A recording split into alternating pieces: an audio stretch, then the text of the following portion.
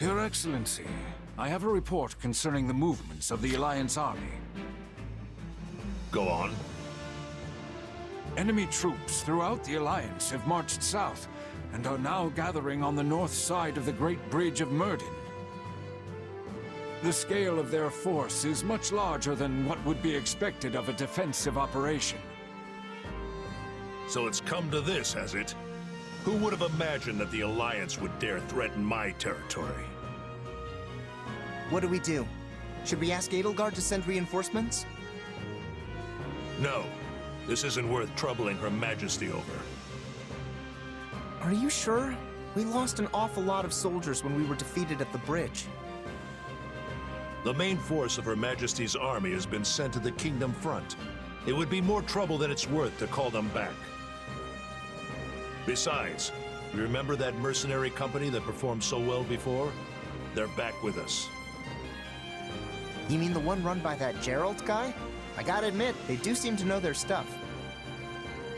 In addition, we can expect reinforcements from that meddlesome ox-woman. That should round out our numbers. Well, when you put it like that, maybe we really can handle this. So what's next? We gonna crush them with a head-on attack?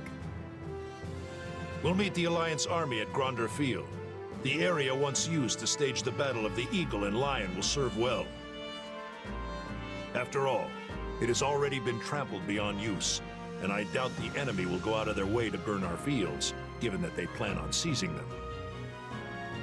I bet Holst will be part of the invasion force. He's the one who fought back all those Almiran armies. I've been dying to take him on. You'll do no such thing. I'm going to face him myself. But why? How do you know I can't take him if you won't even let me try? The fact that you don't know only proves you're not ready to face an opponent like him. Besides, Holst is hardly the only foe we need to focus on. I doubt Count Gloucester was acting alone when he devastated the Imperial army. I'm sure the Alliance's leader, Claude, hatched that scheme. We need to be wary of him. Claude, huh? Yeah, he did seem like a pretty crafty guy. Tactics like that may work for some, but don't expect our house to come up with schemes of our own.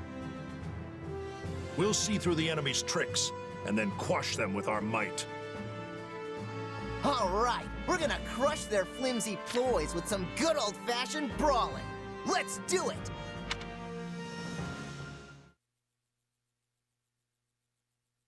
General Nader, our troops are completely exhausted. Everyone's starving and we're running out of water. I'm sorry, but I'm going to need you to bear it a little longer. If we don't ration our provisions, we won't have enough for the way back. We didn't bring enough supplies for the journey back? What is Prince Shahid thinking? I'm sure the only thing he's focused on is that fantasy of his, where he earns enough renown to secure his succession to the throne. He's so convinced he'll sup on the spoils of victory, he hasn't even bothered to prepare for defeat. Well, that explains it then. I sure hope this battle ends the way the prince wants it to. You and me both. If we win, great. But if we stumble here, we're as good as dead. Why is His Majesty letting Prince Shahid do as he pleases? His Majesty hasn't been himself since Prince Khalid disappeared.